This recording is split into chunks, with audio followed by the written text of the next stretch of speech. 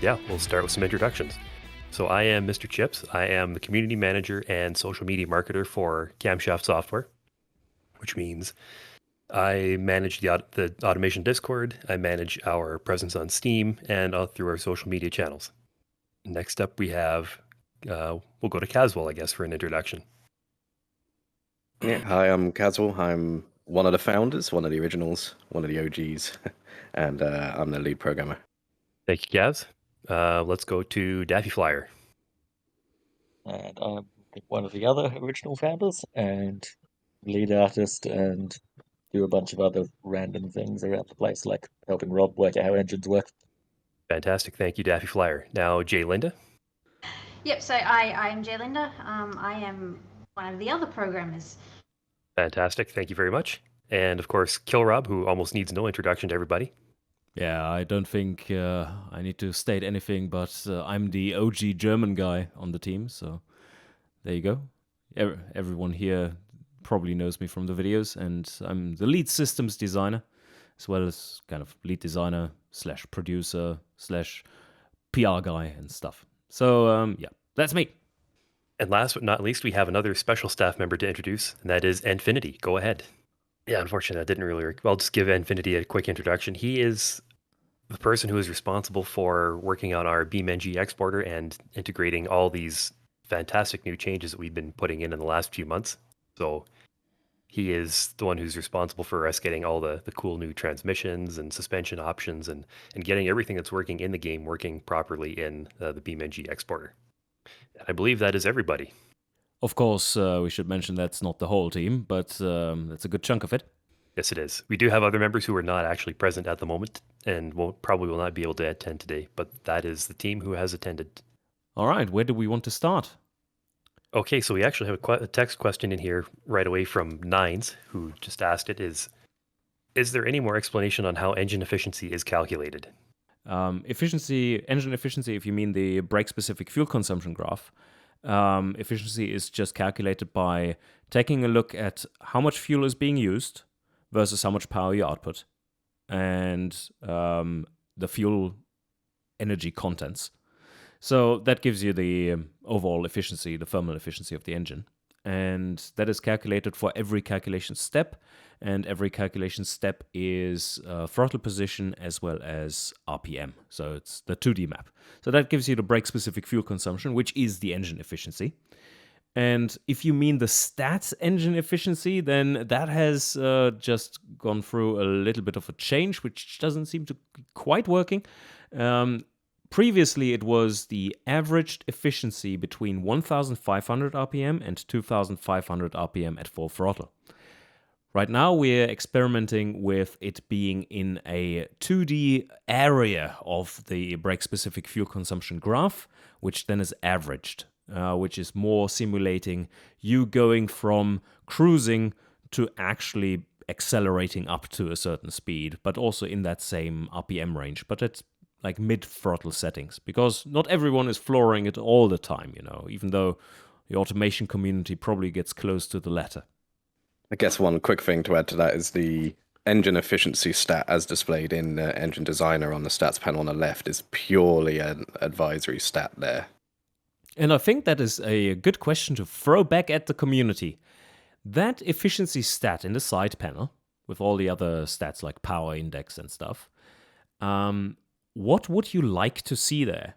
Would it be like peak efficiency the engine reaches, or the efficiency of the engine at a certain point in the brake-specific fuel consumption map, or anything else? Yeah, go ahead and type your answers in the chat window below. And if you can't really think of anything right off the top of your head, you can always just let us know in game feedback channel later on. Okay, so we have another question here from Laptop, and that is in relation to the most recent update to the open beta version, and that is, what is compression right now? What is up with that? It seems as if lower compression tunes are better in terms of power, despite higher compression usually being featured on high-performance engines in real life. Have I missed some detail?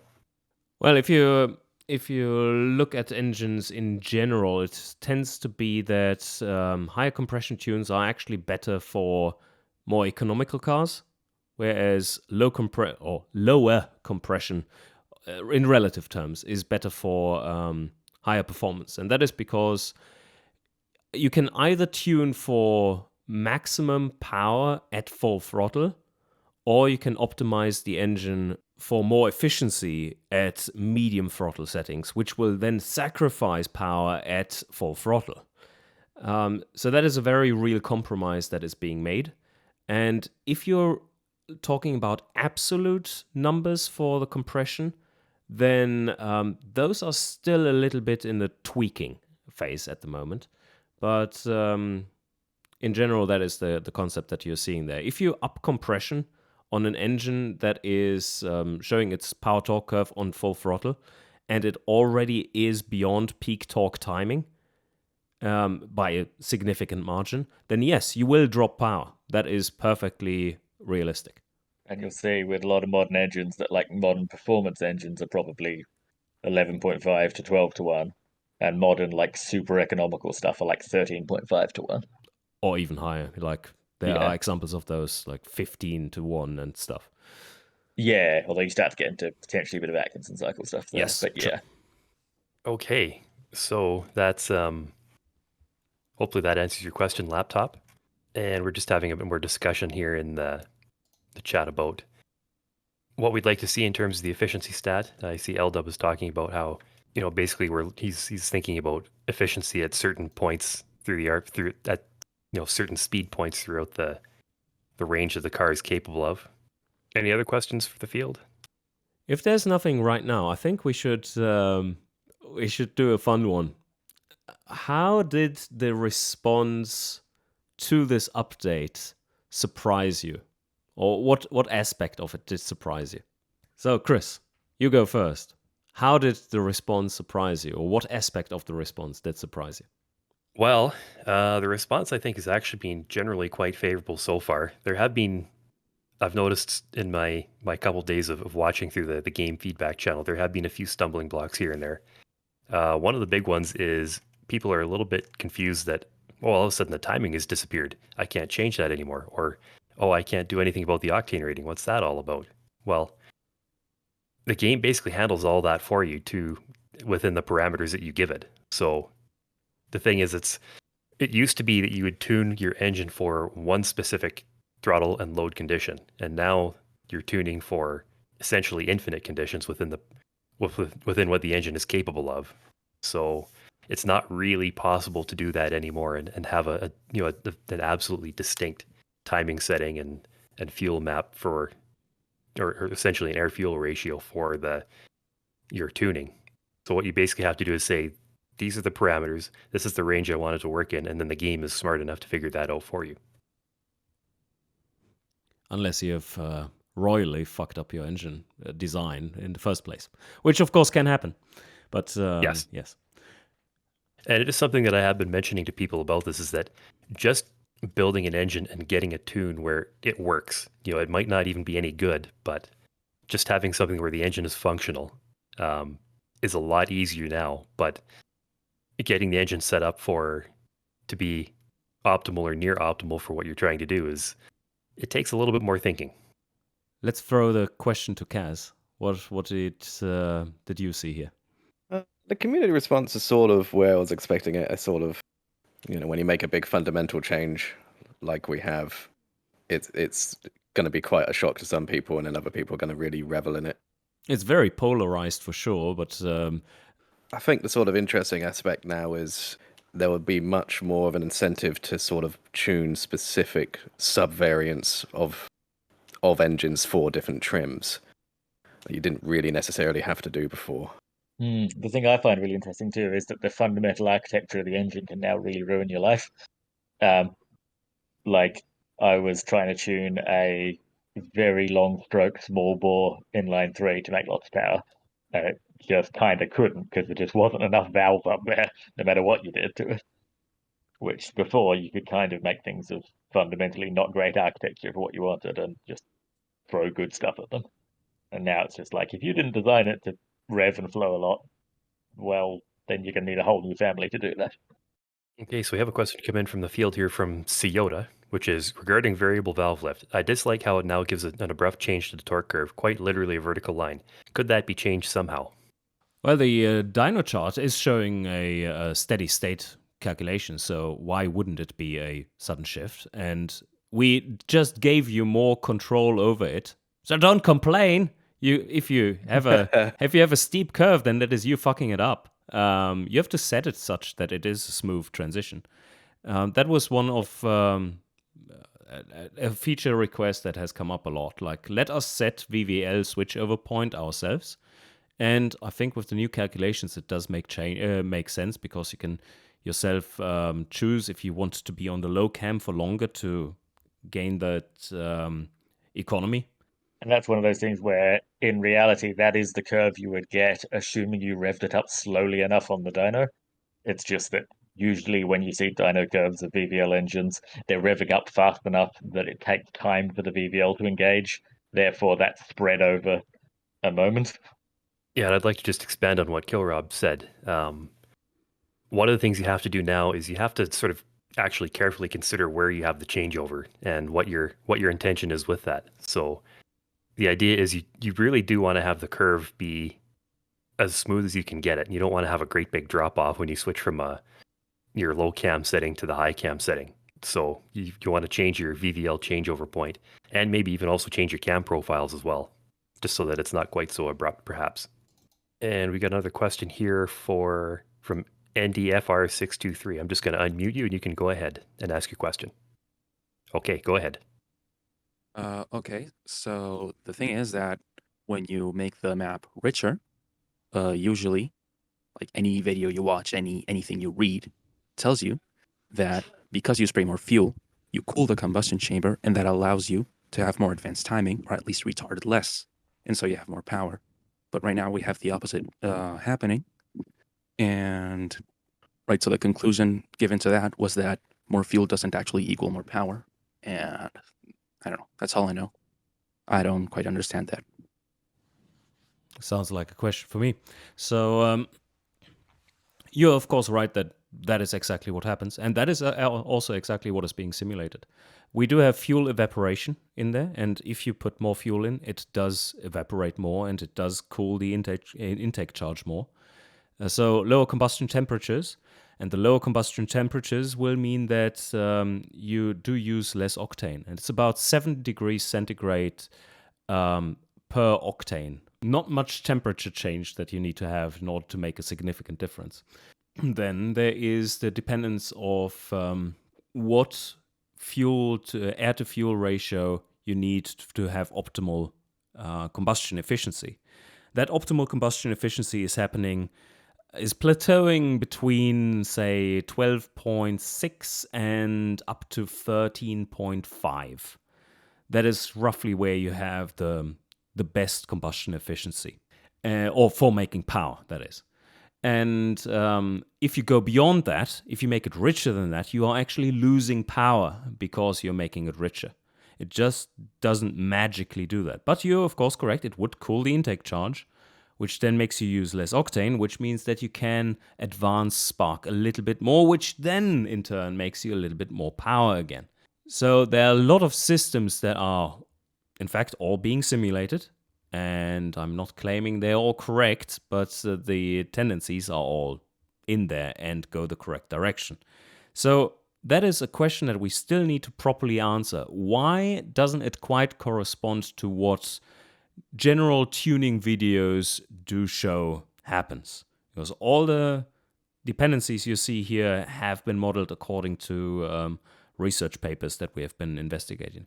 All right, you go ahead. I mean, in some cases, it could be that the timing is already as advanced as you can get, more or less. And so then if you're enriching it, then all you're going to be doing is enriching the fuel mixture, but the timing can't be pushed forwards anymore. And that's where it should be a lot more effective on turbo engines, where you probably are pulling more timing. I don't know what you think about the theory that I was floating, Rob, that it might be the valves, like valve cooling. It might be valve and piston crown temperature in very high specific power engines that gets cooled, and maybe that's storing heat. So that's something we might look into. But yeah, I know it seems like currently, particularly in like high power turbo engines, there's no reason to use as rich as you do. Like I pulled up a fuel map from an actual stock WRX, and it was going to like 10 to 1. So we probably will look at that a bit more and just make sure working quite right. But yeah, so far what we've got is surprisingly what every SAE paper talks about. So it must be missing a little trick in a few cases. Okay, well, hopefully that answers your question, NDFR. We'll go on to the next question here, which is from Snaky Bastard. The question is, without consideration of whether it's even coming or if it's in the game, what is the feature of the game that us as developers are the most excited to have in the game? For example, superchargers, the grand campaign, etc. So I guess we'll just go down the list here, starting with you, Kaz. Probably stuff we haven't announced yet. Yeah, that's a good answer. But then to also wind Andrew up superchargers. I'm looking forward to superchargers because that means superchargers will be done, and I will have worked out how to do the belts for superchargers. And for me, it's probably we do have multiplayer announced that it is coming at some point. Not the specifics of it, but I'm looking forward to some of the specifics of the multiplayer stuff that we are going to have. With the experience from our previous multiplayer tests, when were those? Like 2014 or something? Yeah. Yeah, that was just so much fun. I'm really It was looking complete forward to that. chaos, but I loved it. Yeah, it was great. So it was massively multiplayer. Yeah, it was like full on esports grade, incredibly tense APM engine building. At that point, it was funny. the StarCraft of engine builders. I imagine it would be quite different doing that quickfire engine building with the current outs, though. Ooh, yeah. Let it simmer for a while until people are that good. But yes. Especially if it was on the single testing mode and you've got to build a turbo Holy motor. shit! Oh man, yeah. That was the one shot. The one shot was really tense. Oh yeah, because that was back when we didn't live update your engine changes to the stats. Oh no, it was when we were live updating, but we still had the old mode in where you only had right, yeah, we forced it to specific not ones. live update. No, So you had a button where you pressed test engine, and it would then only calculate, and you only had like 3 engine tests in total to set up your entire engine and compete against the others for scoring. That was really incredibly damn good. spicy, and you'd see people just dropping out as they failed. And I think our largest games we tested with were like 25 people or something. I mean, the community was tiny back then. And I That think was like 1% of the community back then. yeah, exactly. I'm really looking forward to games with hundreds of people and then just everyone smashing it. Happy chaos, love it. There's lots more questions. We probably better speed up. Yep. So for me, I'm also going to say that the specific features that are coming in the multiplayer are things that this is something that I'm really looking forward to. There are some things that we're working on and getting ready that are going to probably amaze everybody here and everybody in the community. I know what you think about. So the next question is coming in from Not a Truck, and that is, what kind of validation do you do as far as tuning all the engine calculations of these updates? By that, I mean, I frequently see discussion of people creating real-life engines and talking about how well a game matches real-world data. How much consideration is made given this kind of thing when designing these game systems? So I guess it starts with me there.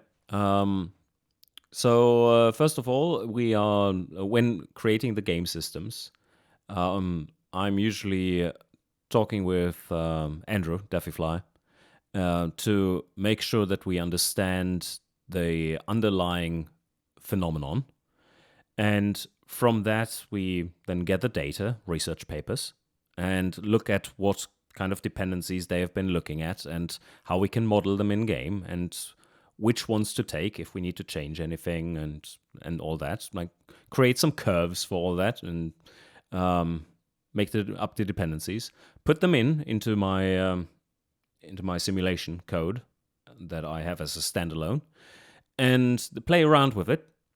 And then once that is done and things are a little bit tested, then we pit this against real life engines and just see if the most extreme examples do work with those things. And then try to get a decent-ish sample. It's very, very slow to test it in that manner, so it's only just a few engines in general. Once that is done and seems to be correct, roughly ballpark right, then it is usually being put into the game, into a dev branch version, and then tested on a larger sample size of engines. And then we make sure that it is still ballpark right, depending on how much time we have on our hands. Usually that is too little. If it is good enough in that sense, then we put it out there. And that, of course, is now a first-time thing that you have gotten the big update. It hasn't, all those things, the new calculations have not been available to you before. So now all of a sudden we have infinitely many more test cases that people bring up. As they always say about testing, your players will do more hours of testing in the first half hour of a release than you will have in a year of development. That's why it's always really useful when you guys come to us with like, this specific engine doesn't seem to do this or whatever.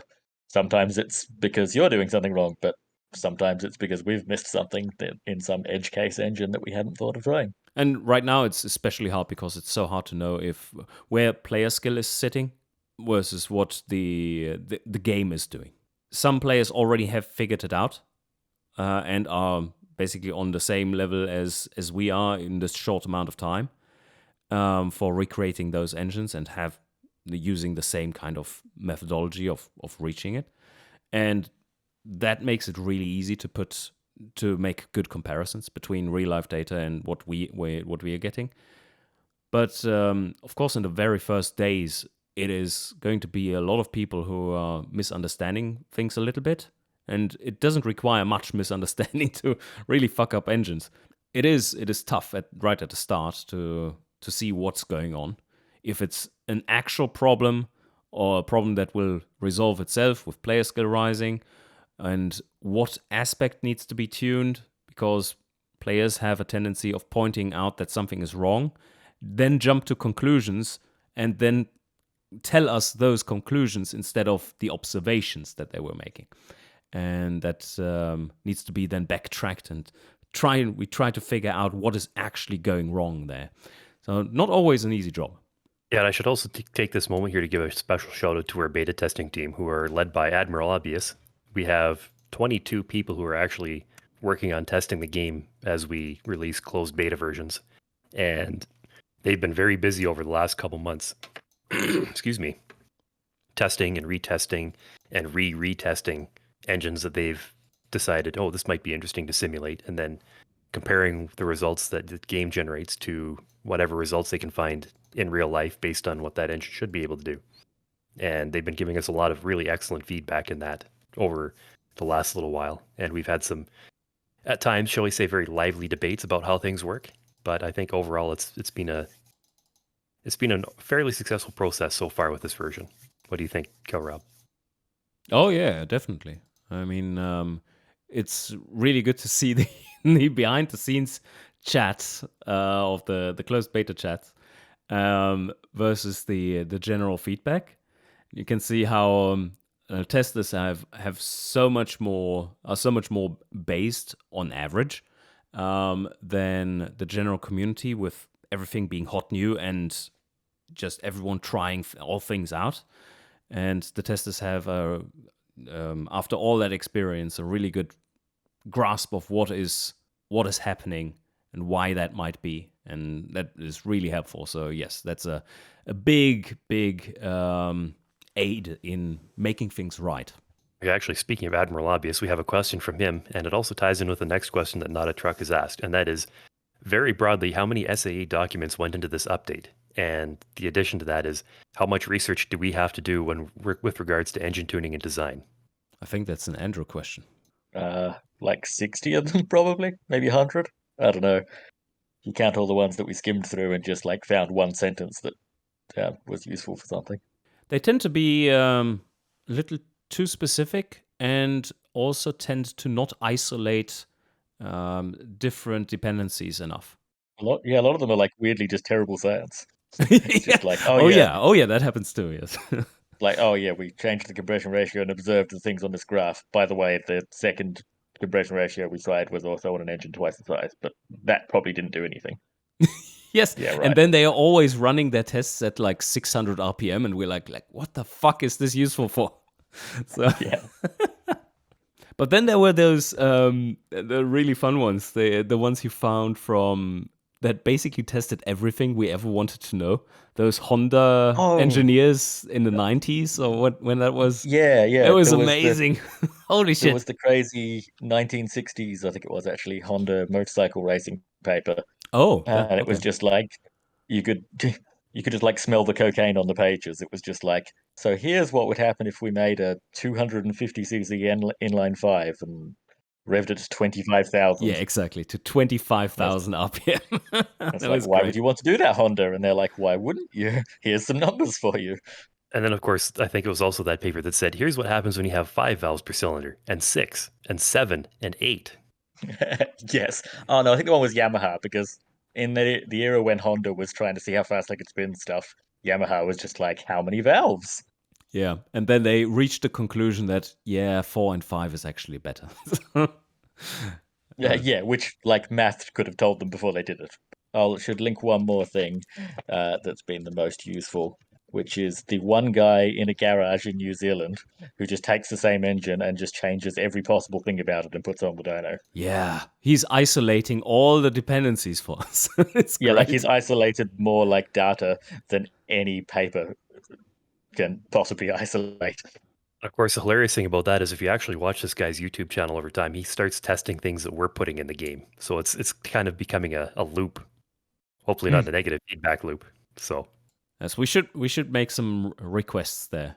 Maybe some requests about AFR and stuff. Let's see if he can do that. Like pull timing all the way back and then just change AFR and see what it actually does.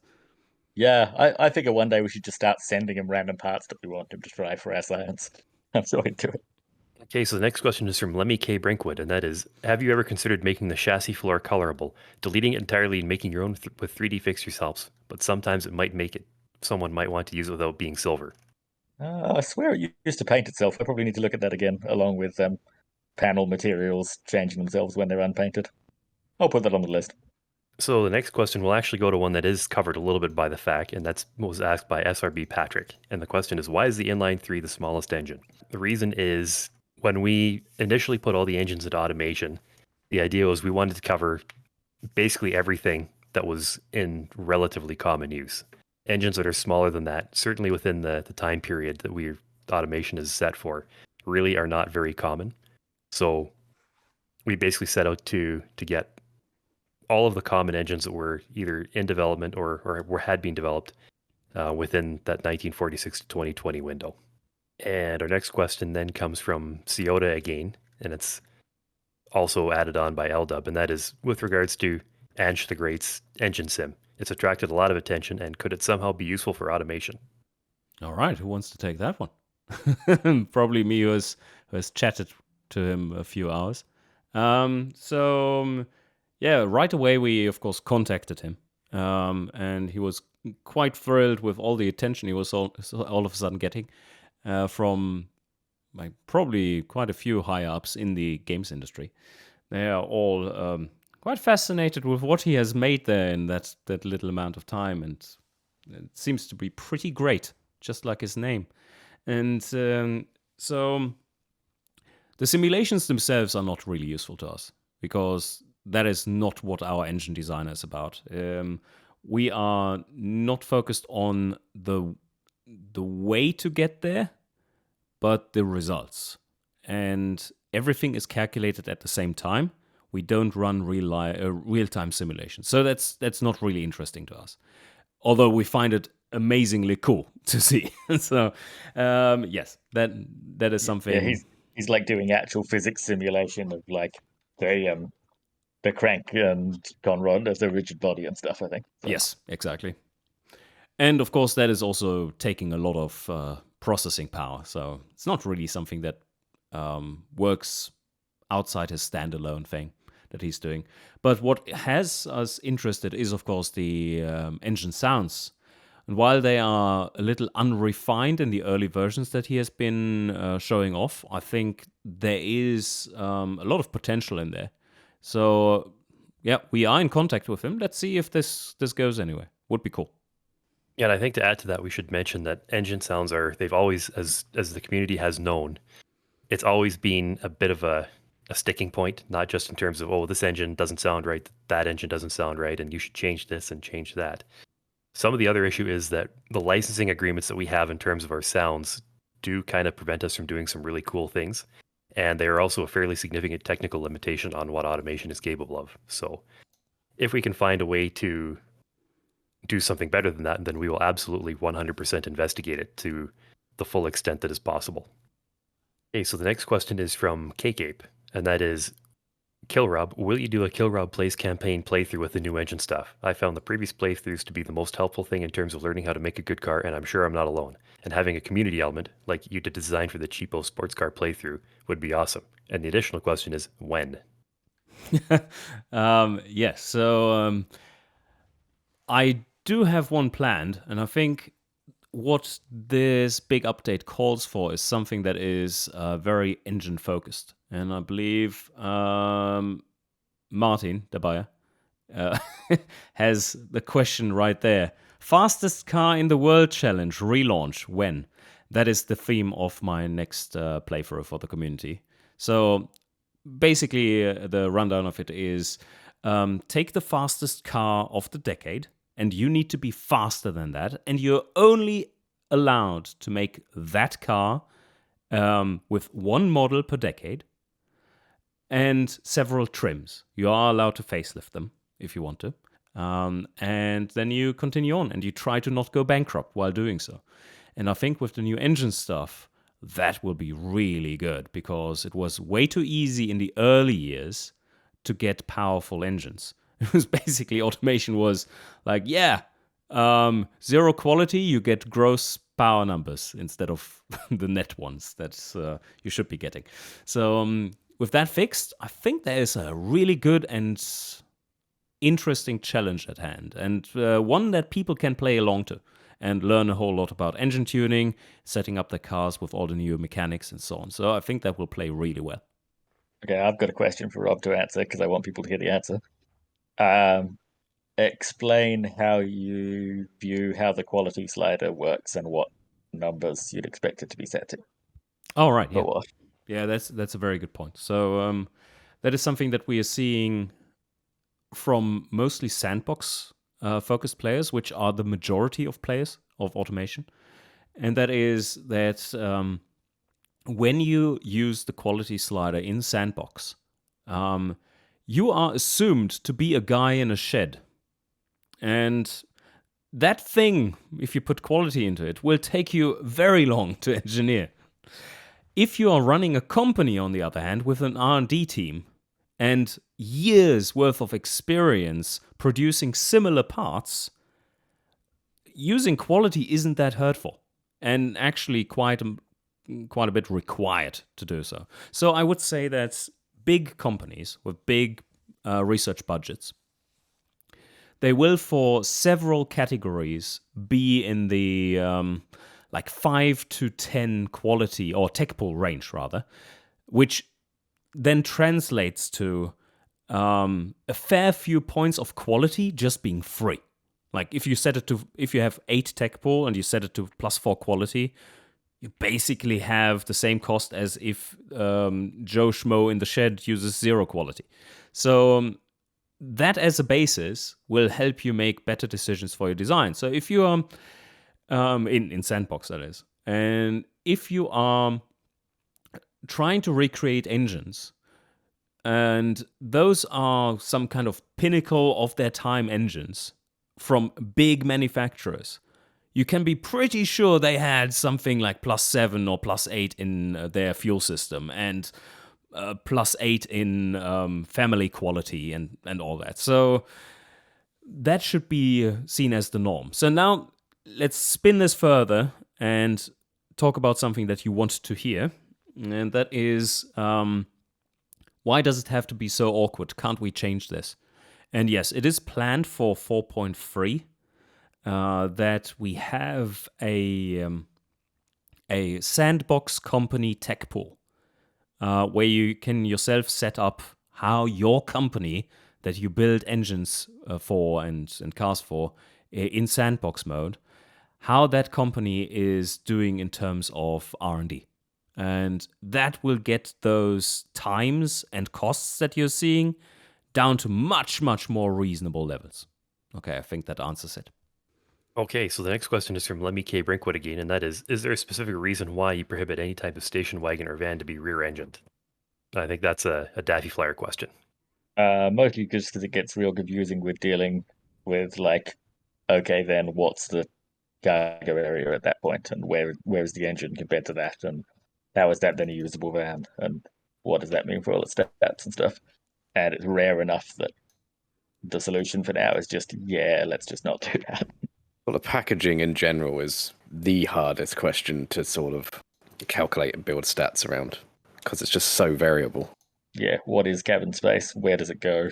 And also to add to that, a lot of it even has to do with just how the body designer and who's the person who actually designed that body and those variants has set their car up. It's sometimes they might just say, well, I don't want to have that, and that's that. Okay, so the next question here is from Jamie619. Let me just unmute you here and we'll get you to ask the question. Okay, you can go ahead now.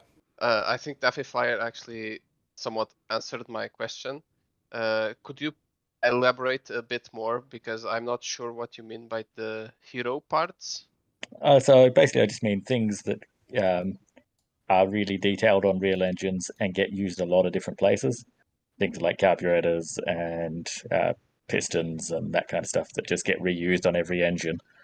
So we're getting Hard Rooster to experiment with photogrammetry for scanning. Oh, So we can have some like really detailed looking carbs and that kind of stuff. All those things where there's so much detail in the real one that it's worth having. So that's probably where most of our effort's going on cosmetic engine stuff at the moment. But we'll occasionally throw in another rock cover or whatever when someone's bored. okay. Thank you very much then. But they are moddable now, so you can learn to make your own rock covers if you want. So our next question comes from Admiral Obvious again, and that is, I have a bit of a converse question in regards to quality, and that it is, how is negative quality expected to be used? Most of the time when you're under the presumption that you have tech pool, so how is negative quality intended to be used in this case besides cost cutting? Oh, yes, I love that question because it's a valid one. Let me give you a very not so obvious answer to the questionee. It is prototyping for the most part.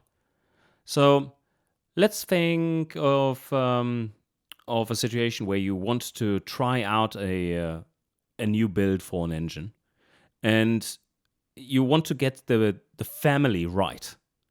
But if you get the family right, like all the basics right, you don't want to spend infinite amounts of time on already perfecting all the other things. So you need to cut corners, and severely so. So how about figuring out that pesky fuel system stuff later on, and just get the basics right?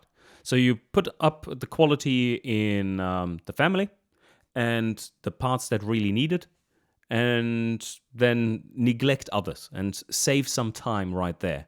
That will allow you to have a decent time of iteration on things. The other use case would be to get a model out really fast. On a chassis tab, if you drop that quality down, you will see that you are going to be able to output a car like really quickly in comparison to what you would be able to do otherwise, especially if you're focusing on more of a budget car. And I think that is very valuable to cut the engineering times for companies that don't have much tech pool and don't have familiarity. Because you can think of it like this. There is the advantage of just being better, and then there's the advantage of just being. And sometimes just being means you're way ahead of the others. So consider that for cutting corners. I think that is a viable way to use negative quality. Okay, so the next question is from Maverick74, and that is, would it be possible to have an advanced trim slider for adjusting a rear firewall for rear engine cars? I've noticed currently that the rear firewall tends to stick in the cabin quite far. I think so. I know it's a little bit weirder than the other firewall. I'll check how they work, and if so, I'll get Isaac to do it if it works. Yeah, that's something that we've kind of struggled with every once in a while, is that it does, the rear firewall sort of doesn't really behave as one would expect it to. But Yeah, I mean, that was some fundamental strange choices as to how we did it in the first place that we now are stuck with. So gets a little strange to compute where the rear firewall is actually supposed to live. So that can be part of it. Another question from Not a Truck, and that is, are there any more trim options / details planned for the current development timeline? I would love the ability to choose more specific trim options like climate control, but I don't know if that'll always just stay implied, but not specifically configurable under the current interior quality options. I would say generally the more detailed options are basically covered by the big general categories. So if you choose like a basic interior versus a standard or premium interior, that essentially covers like climate control options and stuff. Whether you have just just a blower motor and a heater, or if you have air conditioning or like dual or multi-zone climate control, depending on what year of car you're building. And that's something that, as well as that, just because a standard interior has certain things in one decade doesn't mean it doesn't or does not have them in others. That actually changes from decade to decade and year to year in automation. That is in entertainment, by the way. It's not in the interior, it's in the entertainment. So I would recommend you just click on the entertainment top section and you get the description up. And that will state what each package has. And that is why their stats increase and so on. In the same way, like a standard interior in reality in 2022 would have like Apple CarPlay on the screen. Yeah, the tooltips in automation actually go into a lot of the detail in that. So make sure you're reading those for sure. So I guess one question I should probably ask to the developers is, we still have some things left in the 4.2 update. Maybe we should just do a quick rundown on that. Oh, it hurts. Yes, there's always more. So in the little dev update video, I already showed two things which are quite minor in terms of time commitment, but significant for gameplay, I would say. Yeah, it's pretty big for gameplay. So a little bit of a rework of the limited slip diffs and those options, but that's a minor thing. It just adds an option and retweaks some of the others that will fill a hole that was very noticeable in gameplay.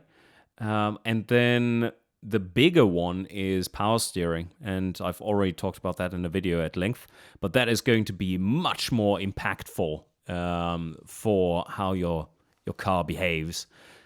So we're going to split up the non-power steering into two options.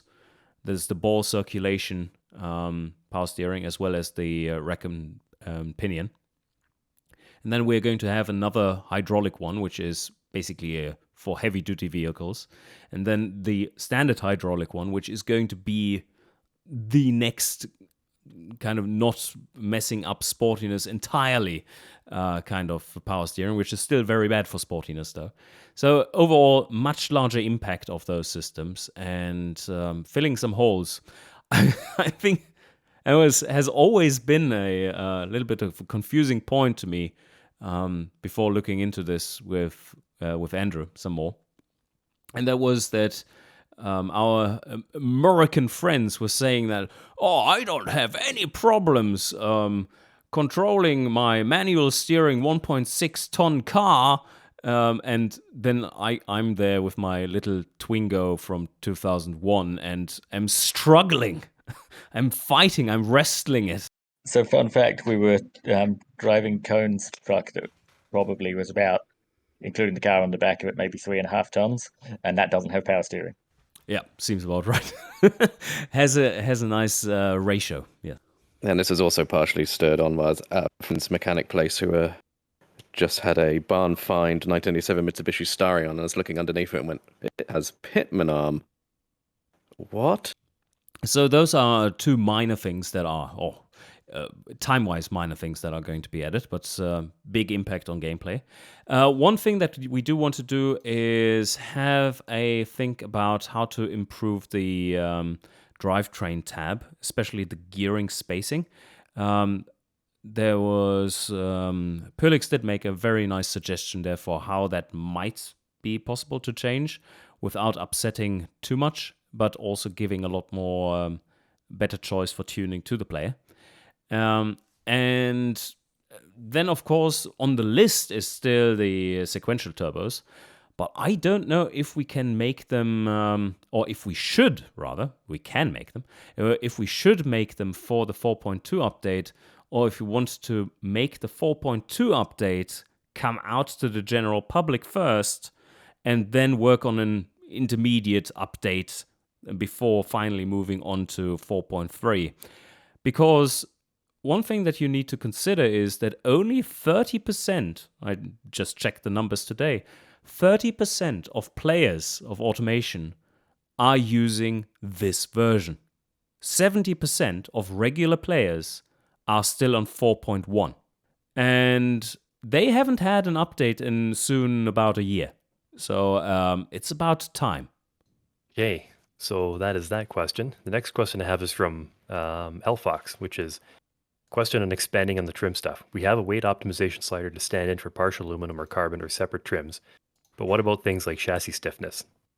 Yes. So chassis stiffness is hand waved away by us with the quality slider. So that is increasing chassis stiffness. If I remember right, Kaz, is that right?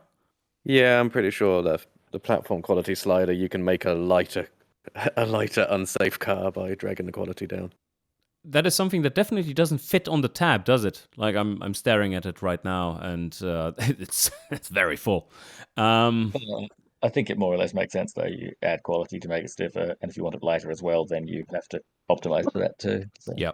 So that would definitely be something that is covered by the quality slider. And it's not a thing that is really nuanced because the chassis stiffness tends to be such that you want to have it stiffer on overall, like by adding more to it, like or more effort to it. You want to make it stiffer. I can't think of a situation where you want to make it more rubbery. Is there one, Andrew? To save money. That's about it. Yeah, exactly. When that's quality slider again. Yeah, same slider.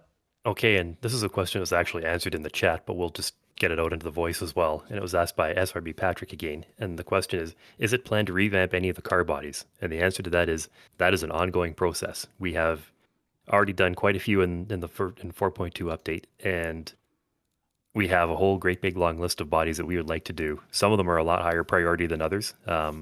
One of them is the 1991 supercar body, which is everybody kind of affectionately refers to as the Lamborghini Diablo body. That one is currently broken right now and is probably our highest priority to actually get fixed. The unfortunate thing for that body is it's probably going to need a complete ground up reconstruction for it. But there are many others and many other families that are going to be getting a lot of attention. Certainly a lot of the older bodies. And our next question is from Not a Truck again, and that is any chance for a plastic quality slider? This feature on its own is extremely important to the reviewers of the car world, of course, asks sarcastically, especially quote-unquote piano black plastics. So that's basically just covered by the... I would argue that the interior quality slider is a plastic quality slider with a few extras. You go for that minus 15 1990s General Motors quality plastic. I was going to say, it's a shame about trademark stuff. It would be funny to have a GM interior option that only appears in the 90s. Like a few GM 90s options would be good. Anyhow, Andy D. Andy D's question is, there was a discussion a while ago on suspension types on chassis being over impactful on stats versus the actual suspension settings not being that impactful in comparison. For example, recreating 1970s solid axle Luxo barges. Will there be a revamp in the cards at some point in the future? The answer to that is yes. If there's a need for it, then sure, we are going to prioritize it as proportionate to how important it is or how big the impact is. I would be questioning that though, because the impact of suspension tuning is enormous to stats. Making that any larger, or the other impact is probably more effect of trying to make the base choices in some aspects less terrible, so that it's not nerfed to the ground there. I think the overall setup is by far the most car-defining thing that you currently have. Like I'm looking at them right now, like the suspension tuning there, with the springs that you choose, the dampers and sway bars.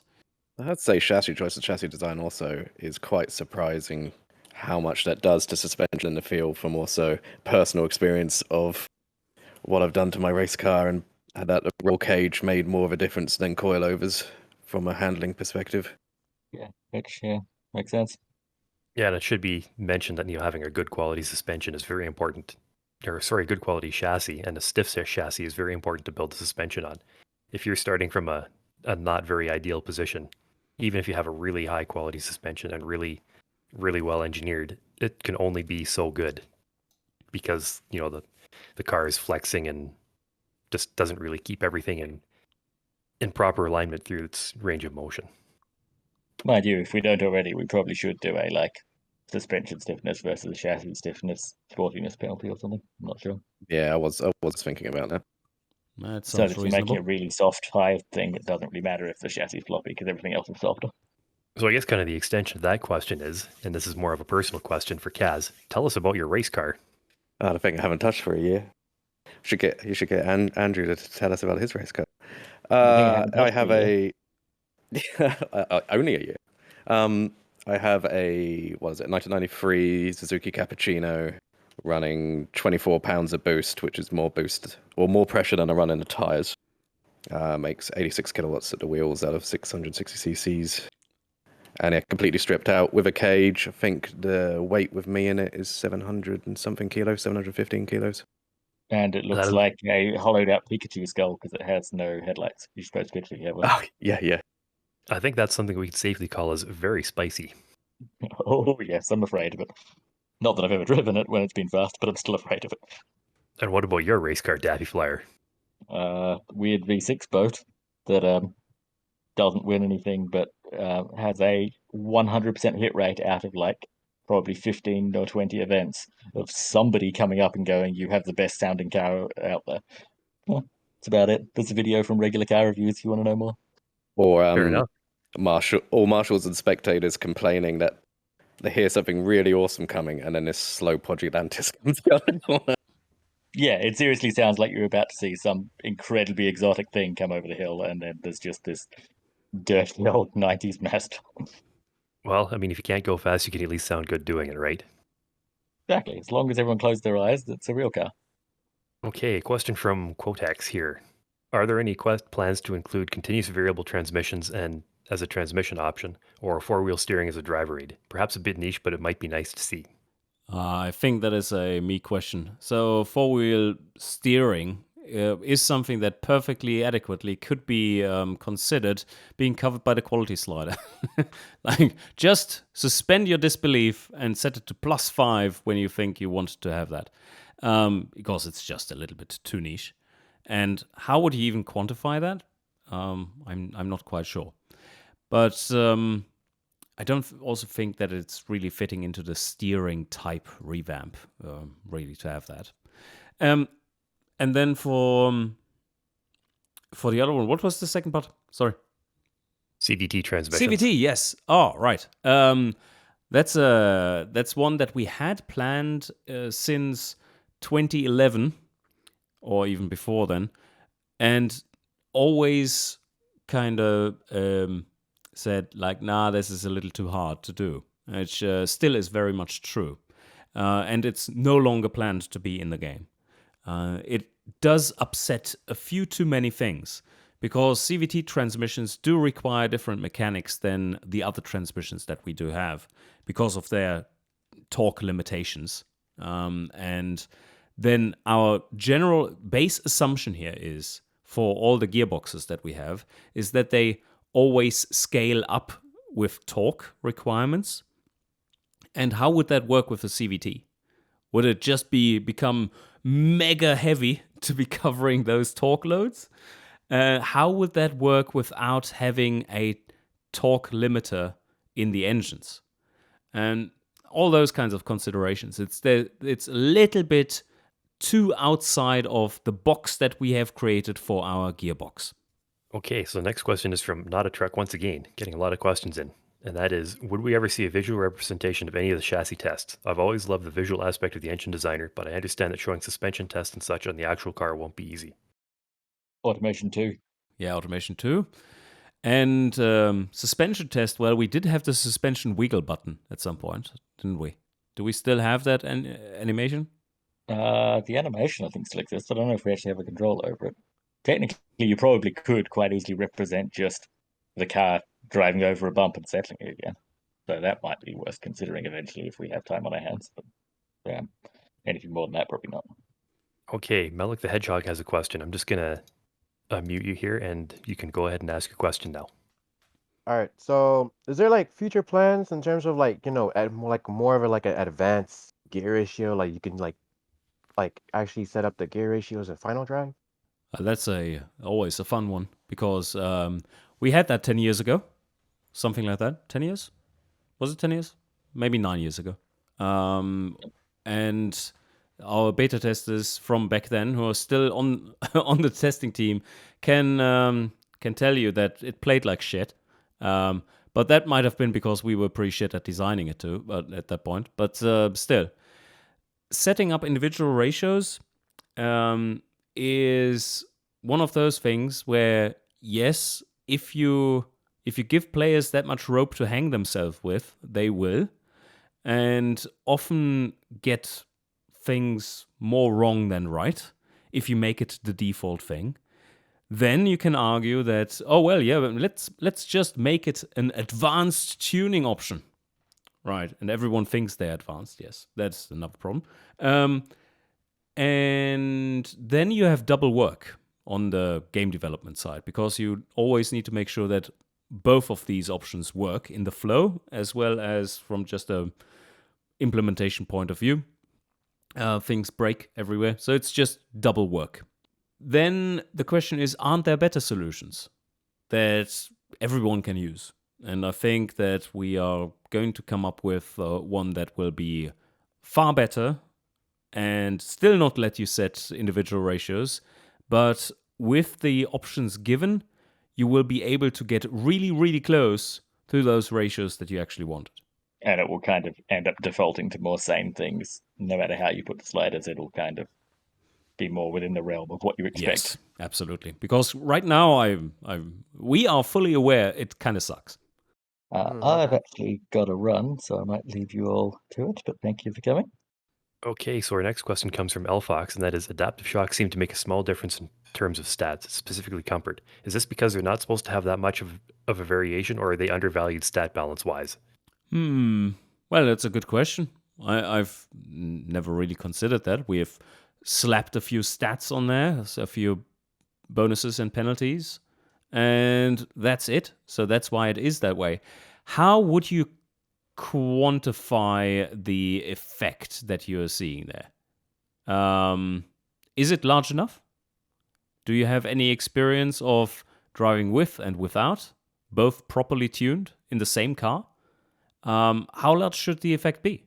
Like, all those questions need to be answered pretty accurately in order to make any kind of balance changes. But I do agree they do feel like not really that impactful, which probably means that we should take a look at it, because otherwise, why would you have them? By our own reasoning, that would mean we can just remove them and put them into the quality slider. And that's probably not what people want, and not us either. What if you have any thoughts on that, Kaz?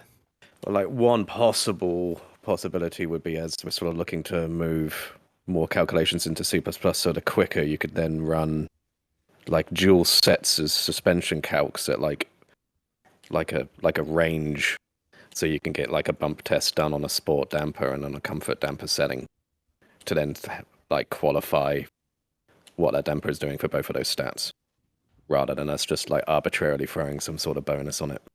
Right, to tie it into a more proper simulation, you mean? Yeah. None of us here have any adaptive suspension cars. Great nod. The next question is from LS Swap RX7. That is, sorry if this has been asked without me knowing, but are there any plans for 10-speed automatic transmissions or 8-speed dual clutch transmissions? That is probably... That's an insane amount of effort to put in. It is probably like 5 minutes.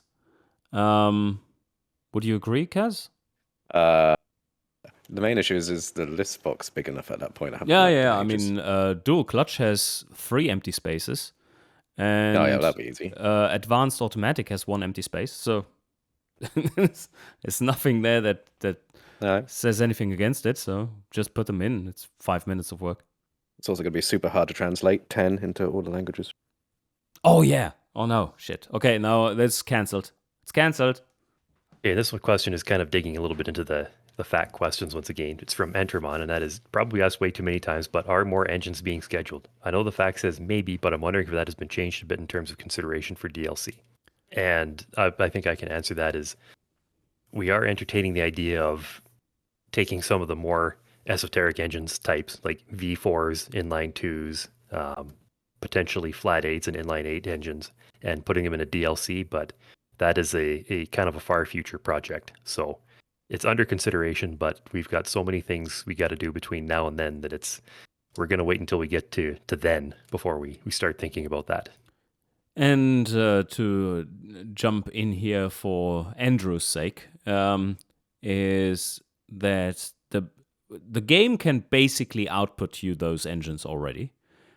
The base of those and the calculations all are there for those engines as well. And they would just work out of the box. But the artwork doesn't.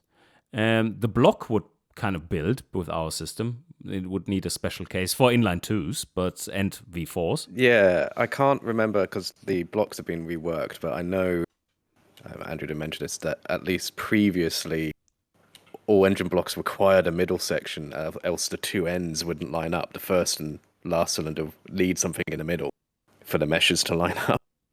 Yeah, exactly. And then, of course, what you need to consider is all the fuel systems need to be retouched at least, and all the options put on there and so on. And a heap of the headers. Yeah, exactly. The headers, all of that. So there's a lot of work involved with making new engine types. It's not just slapping something on there. And then, of course, there's the issue of sounds, too. But I think we do have some sounds lying around, which at some point were part of the distribution even. So some people might have seen them. I think we have a few sounds lying around for them, but yeah, it's just not something. We have inline 2 sounds, I think. Didn't we have inline 8s as well? Don't know. I think the V4s, I do the I8, where I'm correct. Ah, right, yeah. Silverblade is saying it's inline 4s, V4s, inline 8s, and boxer 2s that we have. So I think that's pretty much it, yeah. And he's already using those sounds as mixes. All right. That's why he knows that. That makes perfect sense. Yeah. That's why they sound so different. Yep. But yes, so those sounds would be covered, but there's still so much more work than just that. And it's just not one of that would be the perfect example of scope creep, because it's just more content that we didn't plan on and does take quite a bit of time to make. Okay, so the next question is from Skunk Rocker, and that is, would it be possible to add the engine creation AI to the actual build menu so the game knows what kind of body you're using and therefore our limitations as far as size? Currently, I believe the AI is trying to build an engine, completes it, then knows how large it is, and then sees if it fails or not. And if it fails, it just tries again. And if it fails again, I think it tries to shrink it down a bit and then try again, like have a bias multiplier for size. And if that fails too, I think it just gives up or something like that. But I'm not entirely sure. Do you have more insight on that, Kaz? I mean, Isaac's the one who wrote it. I don't think it might even try again. I think it just tries once and gives up. But there are plans on when you're designing a car and you get to the engine screen where it's like, what kind of, like, do you want to build a new engine or put a new engine in it, to have the engine AI generation widget in there so it can conjure one up. Yes, and I think that is even more important with this update, where many people are going to go like, yeah, this is a little too tough for me, or too overwhelming rather, because it's actually easier to use than before. I guess sort of going into that question a little bit is whether we could add an option on that to say what sort of block you would prefer, and then whether it can advise whether you have a chance of fitting an inline 6 on a transverse front-wheel drive or something.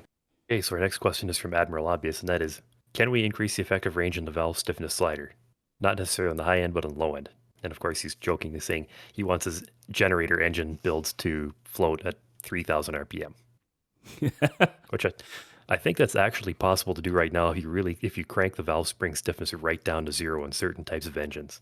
Let me try my example right here. Oh, it's already at basically the minimum, right?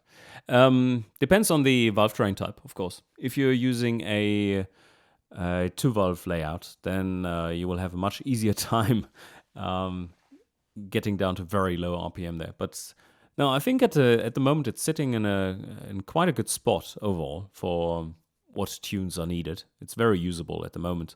If anyone has arguments to the counter, then I'm open to hearing those. But I think the range is pretty solid right now. Then immediately after the extension was, can we also have this for the suspension too? An increase on the effective range of the spring stiffness sliders. Oh, okay. That's probably the first time I hear that. Why would you? Because they are going down to 0.4. For what would you need that? I think certainly for people who are doing certainly more race cars, especially later model race cars with a lot of downforce, they do tend to run into issues with at the high the end. springs Okay. not being stiff enough. Yeah. Yeah, It goes up to 10 or let's see. 10 is where it goes 10 right now. Yeah. I just note this down. It's easy thing to change. Just change the maximum and you have it, the calculation scope with it. That's fine. So yeah, why not? I just note it down. Let's do an extension of that range. And the next question comes from Lenny K. Brinkwood, which is, will lenses and reflectors be customizable in terms of color, as in functional, so that someone may or may not make a police car with a functional blue light bar? Unfortunately, our artists have disappeared from the chat, so I will attempt to answer that as best as I can. And the answer is, unfortunately, probably not, because all of those materials are custom made, and they are really extremely fussy to make. So we would like to be able to do that, but it's just a limitation of Unreal Engine that all of these things have to be custom made. And it's Jay has some comments on this. Okay, go ahead, Jay. I could be wrong on this, but I seem to recall people have made mods that add such things, which I see no reason why someone couldn't do that, but it would involve a lot of time on our end for us to implement something. Mm-hmm. A very niche thing. Yeah, I actually seem to recall that there are some mods that have custom materials in them. So, I mean, from a modding perspective, it's absolutely possible. But from a player being able to customize them within the confines of automation itself, I don't know if that's necessarily possible. I'm pretty sure it's not with our current state of things, but it's definitely within the capabilities of building a mod for a fixture. Okay, next question here is from Skunk Rocker, and this is one that's commonly asked, and that is, are there plans to have the exporter work for other games besides BeamNG? And the answer is, we would like them to, but currently we have licensing restrictions that essentially prevent us from working with anything other than BeamNG, and that's specifically related to the engine sounds for automation. Well, there is the exporter SDK, so someone can write one, but it won't give you any sounds. Of course, we also have the exporter that Infinity made to the greatest game of all, Microsoft XL. Let's see. Oh, there's one more question. Actually, a couple questions related to tires. One of them is an art-related question. Is that were whitewall tires ever considered? And the other one is it planned to have drag radials so that we could use them in BeamNG? White walls have been asked for a lot, and we did want to go there a few months ago, I believe, and then there was something with material issues that was getting in the way of that. Do you remember, Kaz, what that was about? Or Jay, maybe? That's outside the scope of my pay grade. It's an artist question. You'd have to ask Hannah. Yeah, I do seem to recall there were some issues in that. I mean, especially even like what we've created with the new advanced tire sliders. There was a lot of fighting that went into that, to getting the tread depth able to change and the sort of the glossiness of the tires. So that trying to go to white wall tires, especially if you're going to have more than one option of white wall, that sounds like a path that's fraught with difficulty, for sure. And then there's the drag radial question as well. Well, drag tires in general have no place in automation, really. We have filled the list. Question... Oh, as an export option, you mean? Yeah, it would be whoever Infinity would want to put the time in to make it sort of selectable as a vehicle customization in Beam. Yeah, it definitely wouldn't be inside automation as a selectable thing. But in the exporter, that's a whole different question, yes. I see Quotex is asking his lore question with regards to the automation game world is that has Vianta been liberated yet? Oh, free Vianta. Yes. No, it hasn't. The evil or not so evil Gasmians are still holding it with an iron fist of capitalism. And it's working out for them quite well, too. It's a very beautiful part of the world.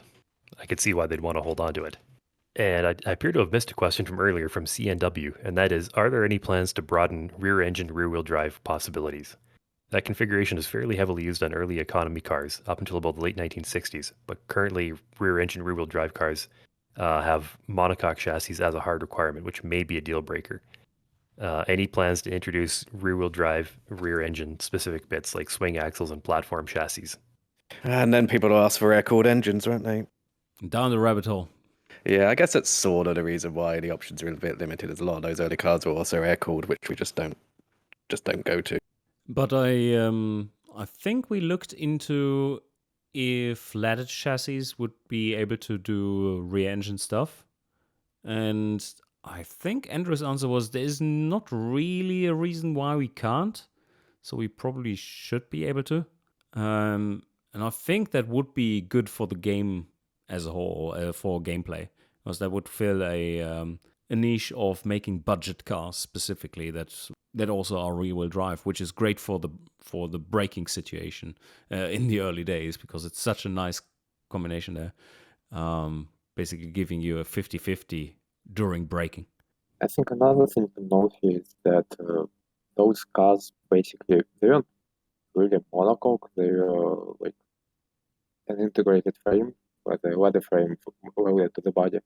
So it's basically like a high quality leather frame. Almost like a tiny truck monocoque. Yeah, kind of. Another question from John Doe 1974 is, would it be possible to place fixtures on wheels? Initial answer to that is very probably not. Everything is very, very geared to be placing fixtures on the body only. The can of worms you would open trying to put fixtures on anything else would be quite insane. Okay. Next question from Lemmy K. Brinkwood. Can we have the logos in the badge section colorable? And I think I can at least partially answer that, is those are created a little bit different than the rest of the fixtures in automation. And I don't believe those are colorable right now, and I don't know if they can even be made colorable, unfortunately. Anybody has any thoughts on that? Sorry, we're just having a very, very brief chat here between myself and Jay. Sort of an artist question, but they also do have some funky custom shader work to sort of get that sort of emboss feature and stuff working. So maybe. Okay, we have a question from Lfox here, and this is a question that I'm going to ask to the rest of the development team, and I'm also going to actually ask a question back to you, Lfox, for a little bit more clarification. And that the question to the devs is engine responsiveness meant to be as difficult as it is to get right now? It seems even the raciest of engines rev about as third as fast as modern supercar engines. The question I have back to you, Lfox, is that it within the context of automation, or is that in the context of an exported car in BeamNG? You can just put your answer into the chat there. How do you qualify that in automation? I mean, you can make engines with 100 throttle response pretty easily. Unless you're talking about the dyno stand, and it's the dyno stand that is what is setting the engine speeding up speed. Oh yeah, I could mention something fun there though. We are going to look into maybe juicing up the engine test bench a little bit with some of the new stuff, because this is a relic. It has been with us for so long, and it's not even working right at the moment. And there are some cool things that we could be doing with it. So maybe that gets a little bit of a revamp when we have the time, as this is obviously not a high priority, but would be cool. Okay, and another question from SRB Patrick, and that is, why are there no stars in the badge section of the fixtures? And that's actually a good question. I hadn't even realized, but now that I look at it, there are in fact no stars in our badges for some reason. I guess the answer is because none of us realized that was a gap. And That's it's in fact something we should really do something about. Fair enough. You can always use 2 triangles, one mirrored and Yes. one flipped. So. Yeah, or like 5 tiny triangles. Oh, the I think we pain. need a star. The pain of making that. Then now you just need to replicate that on the sides as well. Like, no! Yeah, we had the question come in is that can we also get semi-trailing arm rear suspension with rear engine cars? That is not a question that I can answer. Kaz, what cars did have that, and is it relevant enough for us to be I adding don't know of something any like that? cars off the top of my head, but I'm not an encyclopedia. Give us some examples of production cars. Early Porsche 911s have, well, they basically have trailing arm rear suspension, effectively. Yeah, but they have longitudinal Torsion torsion beam springs, right? Yeah, they don't have Which is like conventional. another suspension type we don't have. That's really about the only one that I can think of that has anything approaching a trailing arm suspension with a rear. And of course, it's such a unique case that it's I don't think it would be possible for us to include without like a massive rework of how our suspensions work and adding new types and stuff. Yeah, I mean the whole longitudinal torsion beam suspension just like it's like a complete fundamental change to how the chassis works. Like we wouldn't be able to do it, which is why we don't. Whereas Admiral Obvious says transverse leaf springs. And another question from Quotex here with regards to suspension is, I believe the McPherson struts all around is currently not possible for anything except for rear engine cars. Though I do believe that Toyota and Honda use this setup in the past for front engine cars. Could this be added? This is one that we've had a lot of lively discussion about in the game feedback channel over the last several months. And I can't remember any of it because I'm just asking the question: what hole would that fill, apart from the one that is in your imagination? In terms of gameplay, what hole would that actually fill? I think specifically it just fills in sort of a realism hole. Basically, but how does it change any stats compared to the options that we already have? Yeah, that's a bit of a difficult one to justify beyond. I mean, it'd be nice to have them in terms of realism, but I see Admiral obviously saying it fills in the hole in my heart. Yes, and I can understand that, but as you see right there for the rear suspension section, that's already filled to the brim, and Yeah, that's one of the main issues. Isn't it? And why? Like, if you could tell me what you would replace to get that. That is a different story. Like if you could make a good argument for replacing something, then you might have a candidate there that actually needs to be added. But if it isn't a viable gameplay choice, then we don't want to include it because it's just coming with so much work as well. It's not just an option. It is a lot of work behind it as well. So we have a voice question here from Spark Vento. I'm just going to unmute you here, and you can go ahead and ask your question now. Go ahead. Oh, I guess I decided to ask a voice or a text question, and that is: will plastic bodies ever be an option? Well, they kind of are. Fiberglass turns into sheet molded compound, and that is kind of a plastic. It's mostly resin. Yeah, I guess there's nothing quite like the Saturn cars of the 90s, early 2000s. And I don't think we need it. Let's see. How many slots do we have in there? Panel material. It's full. Okay, so again, question: which one would you remove in order to have that? And why do you think it's a more important choice than what you already have there? Because you also need to consider that. I mean, you could easily call partial carbon fiber or carbon fiber like, oh, why do you need that in comparison to plastic, right? Because that was much more used. But if you consider that fiberglass already is very, very close to plastic once you have a SMC plant, sheet molded compound injection plant, then where is the advantage then? Fiberglass at quality negative 15 is Duraplast. Yes, exactly. There you have the law from official sources. Yes. Yeah, and realistically, there's so few cars that actually have a fully plastic body, or even just fully plastic body panels, that it's hard to justify in the face of all the other needs we have to address in terms of. It's just a really bad choice because the heat change coefficient, the thermal expansion, thermal expansion coefficient. Yes, thanks, guys. For plastic, it's just horrendous. So you need massive margins and tolerances on your car, and it's just shit. Anybody who's in North America who's ever looked at a 1990s Saturn will tend to agree with that because they had plastic bodies and they were, well, I mean, there's really no other way to put it. They were a little bit crap. Okay, we got another question here, and this is probably one I've already answered to a degree, and that is, could you maybe add active hydropneumatic suspension or hydroactive suspension? And I think I can answer that one, and that is, that would essentially be covered by either the active sport or active comfort suspension. The problem there is the suspension dialog boxes are already really full, and we're basically looking at having to replace something that's already there. The springs are, well, the suspension, yes, but the springs not. Okay. I also, sorry, I was just going to quickly add to that. I also sort of feel like, but maybe it's a weird gut feeling, that sort of hydropneumatic suspension is almost a platform choice rather than an actual like spring suspension choice in the trim designer, and therefore we don't really have the room for it back in the platform. Yeah, it is a very fundamental change in how the car is built, for sure. Which is also the way the actual art would have to work as well. And I guess we have another question. This is more sort of people talking about some of the things we've been discussing about adding to the game, like, or adding to the exporter at least, like drag slicks and whatnot. Is the possibility there to mod these parts in? And unfortunately, the answer to that is no. It's pretty fundamental to how automation works, and that's just not opened up to modders, unfortunately, and probably won't ever be. Any further questions from the field here? When can I go to sleep? Yeah, I think we'll probably take 2 or 3 more questions here, and we're gonna wrap up the stream here.